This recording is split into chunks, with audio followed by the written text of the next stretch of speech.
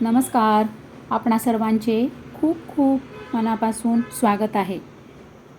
काल आपल्या चॅनलवर 8 वाजता जो व्हिडिओ आलेला आहे तो अत्यंत इम्पॉर्टंट आहे, परंतु तो व्हिडिओ फक्त काहीतरी एक 50 का काहीतरी 60 फक्त एवढ्याच महिलांपर्यंत तो व्हिडिओ पोहोचलेला आहे. आणि हा व्हिडिओ किती महिलांपर्यंत पोहोचायला पाहिजे तर 26,34,000. कारण की आता लाडकी बहीण योजनेमध्ये किती बहिणी होत्या तर 2,50,00,000 म्हणजे जवळजवळ 2.5 कोटी महिला लाडकी बहीण योजनेमध्ये होत्या. परंतु आता त्यामधून म्हणजे जवळजवळ आपण 26.5 लाख पकडूया, 26,50,000 एवढ्या लाडक्या बहिणी आता लाडकी बहीण योजनेतून अपात्र ठरणार आहे. का? कारण की बघा, आपण एक 4 दिवसापूर्वी आपल्या चॅनलवर व्हिडिओ आणला होता. त्यामध्ये किती होत्या अपात्र बहिणी आणि KYC राहिलेल्या बहिणी किती होत्या तर 14 लाख. आणि आता तोच आकडा म्हणजे आज आहे 28 तारीख, आज आहे 28 एप्रिल. आज हा आकडा कुठे पोहोचलेला आहे तर 26,34,000 म्हणजे एवढ्या लाडक्या बहिणींची KYC अभावी आता या लाडक्या बहिणी लाडकी बहीण योजनेपासून आता अपात्र होणार. कारण की जसं जसं 30 एप्रिल जवळ येत आहे तसं आकडेवारी ही अपडेट होत आहे आणि आकडेवारी आपल्या समोर येत आहे. त्यामुळे सर्व लाडक्या बहिणी तुम्ही जागे व्हा. बघा काय झाले माहिती आहे का? काय आहे सत्य अपडेट तर 12,415 सरकारी कर्मचाऱ्यांनी या योजनेत लाभ घेतल्याने आता हे उघडकीस आलेले आहे आणि आता यांच्यावर शिस्तभंगाची कारवाई केली जाणार आहे. म्हणजे 12,000 या ज्या म्हणजे हे जे लाभार्थी होते लाडकी बहीण योजनेमध्ये, हे सरकारी कर्मचारी असतील किंवा त्यांच्या कुटुंबात कोणीतरी सरकारी विभागात कार्यरत असतील किंवा पेन्शनधारक असतील, असे किती होते 12,000 होते लाभार्थी लाडकी बहीण योजनेमध्ये. आता यांच्यावर म्हणजे सरकार योग्य ती कारवाई करणार आहे.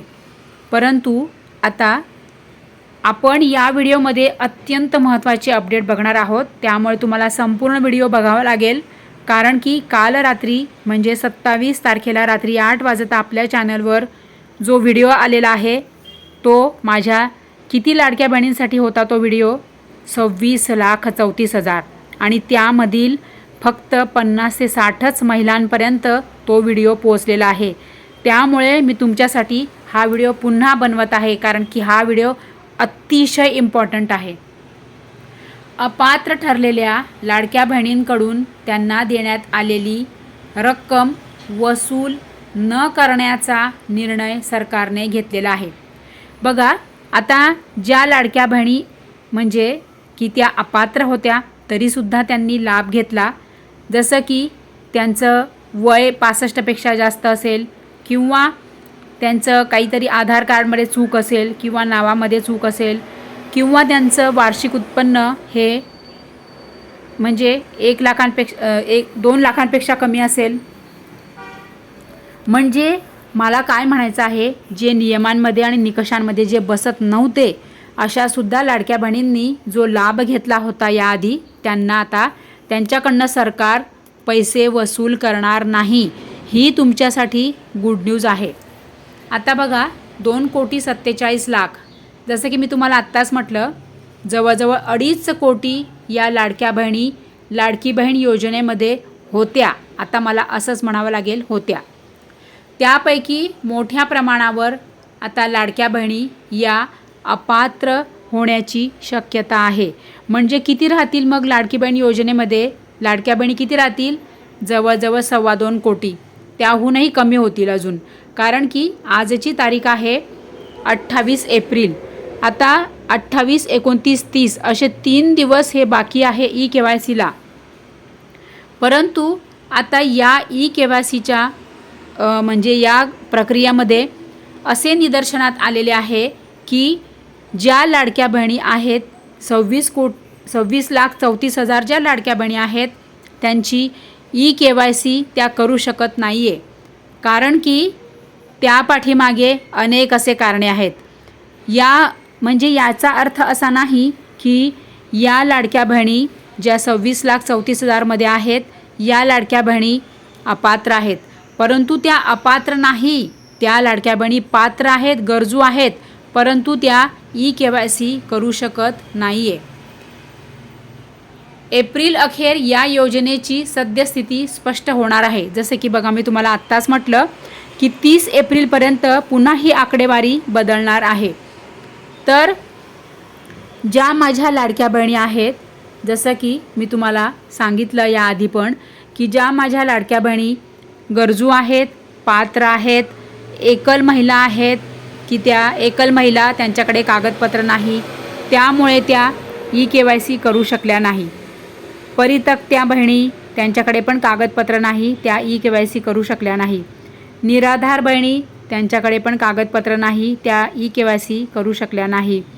आणि ज्या महिलांचा घटस्फोट झालेला आहे त्यांच्याकडे पण कागदपत्र नाही की त्यांचा घटस्फोट झालेला आहे, त्यामुळे त्यासुद्धा ई-KYC करू शकत नाही आहे. तर बघा, या लाडक्या बहिणी शेवटच्या 4 दिवसात ई-KYC पूर्ण करण्याची शक्यता कमी आहे. बरोबर आहे. या ज्या लाडक्या बहिणी आहेत 26,34,000 या बहिणी 30 एप्रिलपर्यंत पण त्या ई-KYC करू शकणार नाही, कारण की त्यांच्याकडे कागदपत्रच नाही. आता ज्या लाडक्या बहिणींचे वडिलांचा मृत्यू झाला आहे, पतीचा मृत्यू झालेला आहे, त्यांच्याकडे पण त्यांचे मृत्यू प्रमाणपत्र नाही, त्यामुळे आता अशा लाडक्या बहिणी 30 एप्रिलपर्यंतसुद्धा ई-KYC करू शकणार नाही. मग आता अशा लाडक्या बहिणींसाठी सरकारने लवकरात लवकर ताबडतोब संपूर्ण सर्व पर्यायांसह ई-KYCची वेबसाईट पुन्हा नव्याने सुरू करावी ही सरकारला प्रेमपूर्वक विनंती आहे. कारण की सरकारने सर्व योग्य ते पर्याय आणावे वेबसाईटमध्ये, आणि तेव्हाच या ज्या 26,34,000 लाडक्या बहिणी आहेत या लाडक्या बहिणी ई-KYC करू शकणार आहे. त्यामुळे सरकारने कृपया करून या पात्र लाडक्या बहिणी ज्या आहेत 26,34,000 यांचा विचार करावा. यांच्यासाठी लवकरात लवकर सर्व पर्याय आणावे वेबसाईटमध्ये, आणि वेबसाईटवर सर्व पर्याय आणल्यावर त्यांना पुन्हा एकदा ई-KYC करायला संधी द्यावी. कारण की या ज्या लाडक्या बहिणी आहेत या गरजू आहेत, गरजवंत आहेत आणि पात्र आहेत, त्यामुळे या गरजवंत आणि पात्र लाडक्या बहिणींना न्याय मिळाला पाहिजे आणि यांना लाडकी बहीण योजनेचा लाभ हा मिळालाच पाहिजे. त्यामुळे या माझ्या सगळ्या लाडक्या बहिणींसाठी मी लढत आहे आणि लढणार आहे. मला या लाडक्या बहिणींसाठी न्याय हवा आहे असे मी माझ्या सरकारला प्रेमपूर्वक विनंती करत आहे. या लाडक्या बहिणींकडे ई-KYC करण्यास पुरेशी कागदपत्र नाही असे आढळून आले आहे. जसे की मी तुम्हाला आत्ताच सांगितले की या ज्या माझ्या लाडक्या बहिणी आहेत 26,34,000 यांच्याकडे कागदपत्र नाही. सरकारने या बहिणींना कृपया करून न्याय द्यावा आणि लवकर सर्व पर्याय आणावे वेबसाईटमध्ये, आणि पुन्हा एकदा ई-KYCची वेबसाईट सुरू करावी, म्हणजे या पात्र लाडक्या बहिणींना न्याय मिळेल.